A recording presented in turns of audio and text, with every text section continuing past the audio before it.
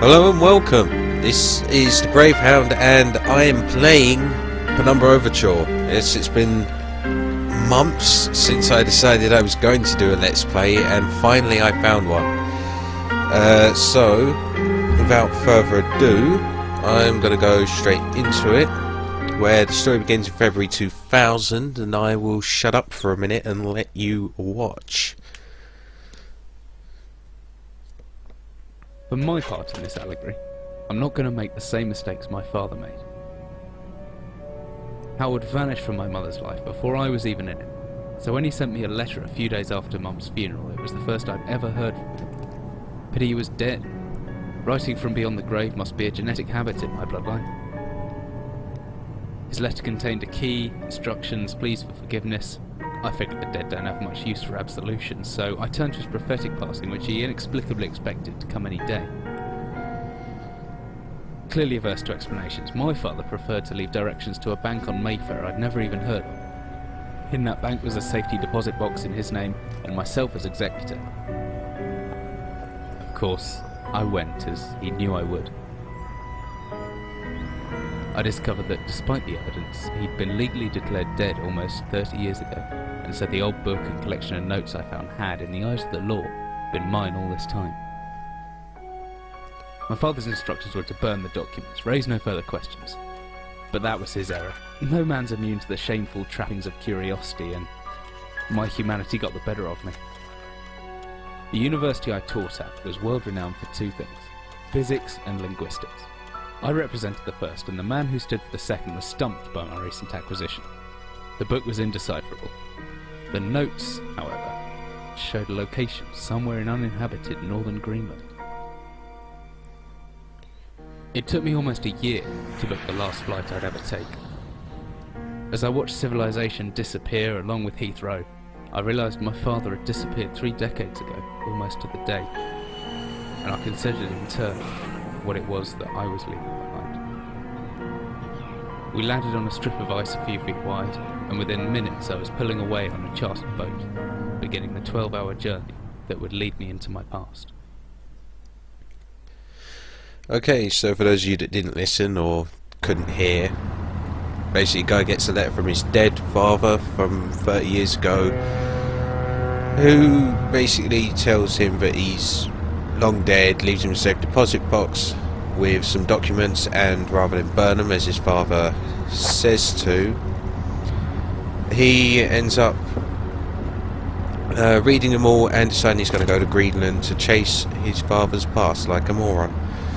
So basically I'm currently in a ship on the edge of Greenland somewhere, and I'm basically just gathering my stuff to be able to head out into the frozen wastes to be able to try and figure out what the hell this guy's father was up to.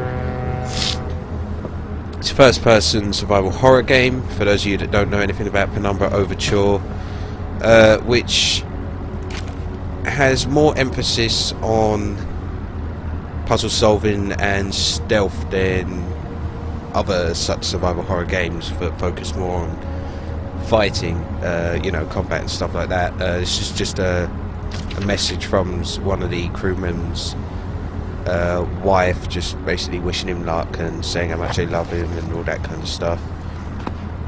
This is my notebook, so I've got my notes in there, my to-do list, which is currently empty.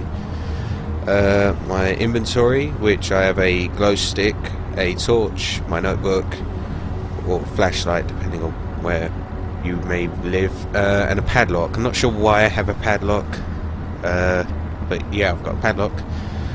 There's my health,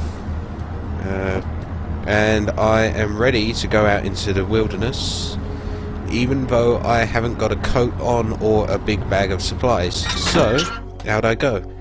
As I stepped off the boat, setting out into the blizzard that had formed around me, I realised how utterly devoted I'd been to the discovery of my father's past. I had no idea what to expect. Soon enough, my concerns were justified. I don't know whether I lost my orientation or my spirit first, but I lost feeling in all my extremities soon after, and new hypothermia was setting in. I started looking for shelter. Sorry, I got a bit of a bunged up nose at the moment, which is a pain in the arse. Which, you know, I guess kind of fits in with what the hell I'm doing at the moment, I guess. Which is me trudging through the snow, slowly dying. So basically I decided to do a let's play of this after watching a trailer for the game, but the guys who made this are going to be releasing soon. And I looked at that and thought, hey, you know, I'd like to do a let's play of that, and so I decided I'd let's play this game for the meantime to try and get my head around doing a let's play. I know this may look really stupid, but yeah, basically had to break the ice, quite literally, around this hatch so that I can open this damn thing. So yeah, I mean, this is sort of a prelude to a let's play that I'm hoping to do in the future.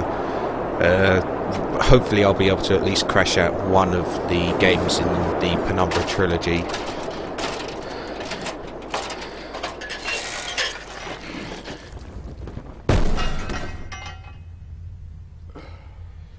And as you can probably guess, my guy's just fallen down a great big hole. And had to listen to some creepy whisperings. Alright, so he's just fallen down this great big thing. He's under there now. You're probably thinking to yourself, I've played this before.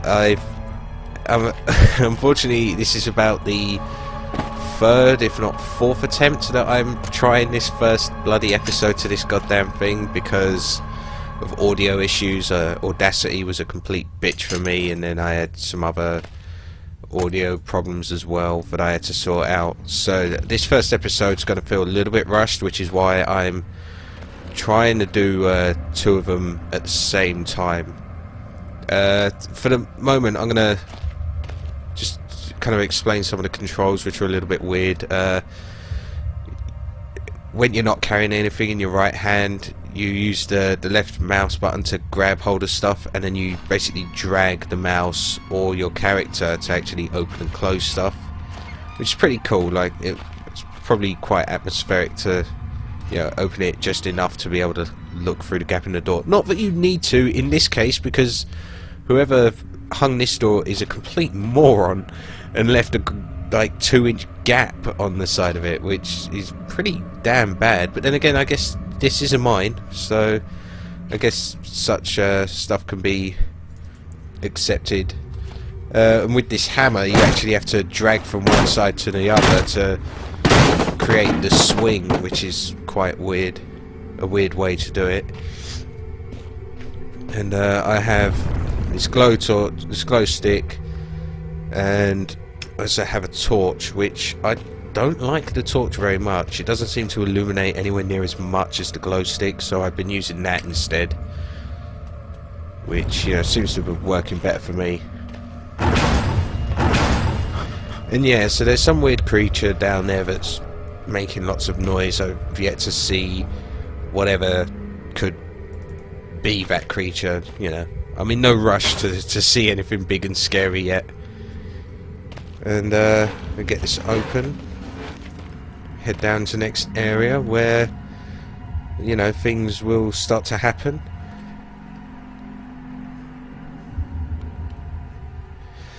Basically he's just saying there that he's descending deeper into this mine and that he's trying to find his way out, and he goes on to talk about society being a what do you say, as a network of safety nets, and that now he feels as though he's a child all alone, but he has no one to help him. And this is where we're now going to be introduced, at least in text here. He basically says, it could be anything living down here, heroics of Hollywood actors and fairy tales. I'm not taking any chances. If I could face off against anything down here, I won't last a second. Caution and stealth are my only defences now. And he basically goes on to explain some of the actual mechanics, which primarily involve this sort of natural night vision that you get, this sort of weird blue tint to your vision, which kind of seems like a neat idea. I mean, hopefully I'll have the means to defend myself other than my lousy little hammer that's not very easy to use. In the meantime, I'm going to go to the office and check that out, where I'll be able to kind of tell you a little bit more about the history of this place, because I'll be able to pick up some stuff that kind of relates to it. Oh wait, have I gone the wrong way? Bloody Avenel. Sorry if this bit feels a bit rushed, but I've done this about 4 times already, so I'd rather not have to spend all my time doing it